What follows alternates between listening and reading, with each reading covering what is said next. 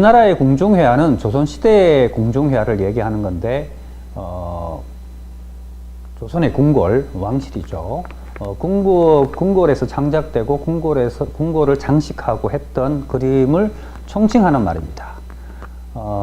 그런데, 보통 어느 나라든 마찬가지겠지만, 궁궐에는 그 나라의 왕이 있는 곳이고 정치가 일어나고 사회 문화 전반이 전반적인 부분의 중심이었기 때문에 그 나라의 모든 보물들이나 중요하고 가치 있는 것들은 다 궁궐에 모였겠죠. 당연히. 그러면 그림도 뭐 조선시대에 보면 수묵화도 있고 뭐 또 약간 다른 형태의 그림도 있긴 하지만 궁궐에서 모이고 만들어진 그림들은 조선을 대표하는 그림이라고 할 수 있습니다. 그래서 우리가 보통 이제 우리나라의 전통 그림 하면 보통 사람들은 수묵화를 자꾸 떠올리지만 사실 그것도 굉장히 중요한 그림이긴 하지만 그거보다도 어찌 보면 궁궐에서 창작되고 궁궐에서 궁궐을 장식했던 그런 그림들이 조선을 대표하는 그림이라고 할 수 있죠. 무엇보다 궁궐은 그 조선이란 나라가 추구했던 가치, 철학, 또 어떤 지향점 이런 것들이 총화되어 있는 그런 곳이고 또 그림에는 바로 그러한 이 내용들이 담겨 있는 것이 가장 큰 의의라고 할 수 있죠. 보통 서양도 마찬가지지만 우리가 뭐 궁중 장식화 혹은 궁중회화를 뭐 궁궐을 이렇게 장식했던 뭐 요즘으로 치면 뭐 인테리어 비슷한 뭐 이런 개념으로 이해하시는 분도 있긴 해요. 근데 그거보다는 장식이라고 하는 것은 그림에는 그림 모든 예술 작품, 특히 미술 작품은 그것이 가지고 있는 해화성이라고 하면 어떤 내용적인 것을 얘기하는 겁니다. 철학을 얘기하는 거죠. 미학적인 것이죠.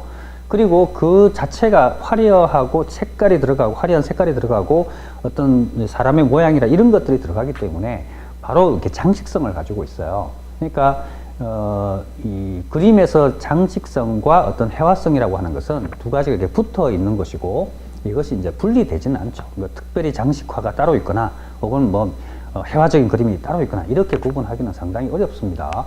우리가 뭐 서양의 유럽이나 이런 데 가보면 뭐 미켈란젤로의 뭐 제의 만찬이나 천지창조라든가 혹은 다양한 그 그림을 볼 수 있는데 그런 그림들도 대부분 성당을 장식했던 그림이거나 아니면 왕궁을 장식했던 이런 그림들이죠.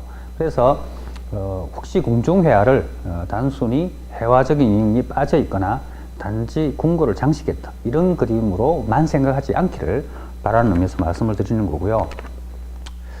조선시대 궁중회화는 주로 도화서, 국가미술기관이었던 도화서라든가 자비대령 하원에서 창작되어서 궁궐을 장식을 했습니다. 국가미술기관은 국가에서 운영하는 미술기관이죠.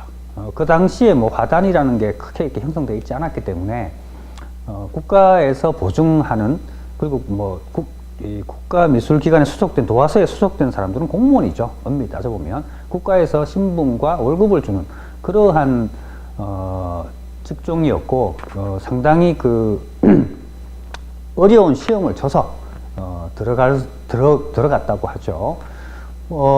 이 국가미술기관은 특히 우리나라는 고려시대부터 도화원이라는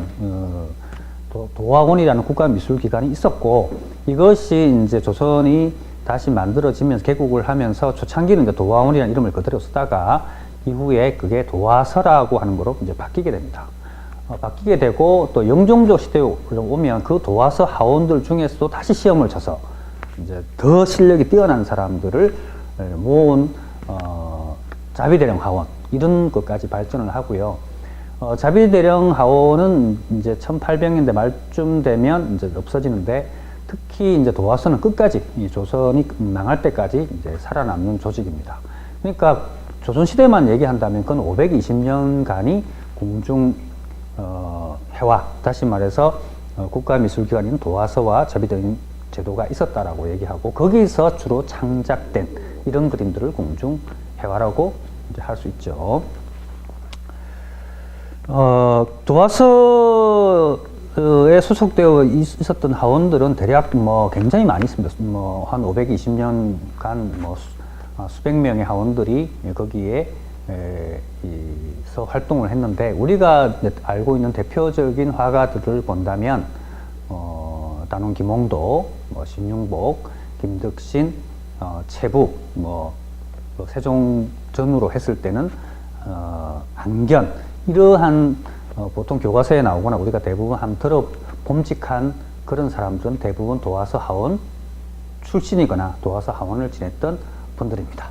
그만큼 그 궁중회화와 우리나라의 이 회화, 그 다음에 그 화가들하고는 아주 밀접한 관련을 가지고 있었다고 생각해 볼 수 있겠죠.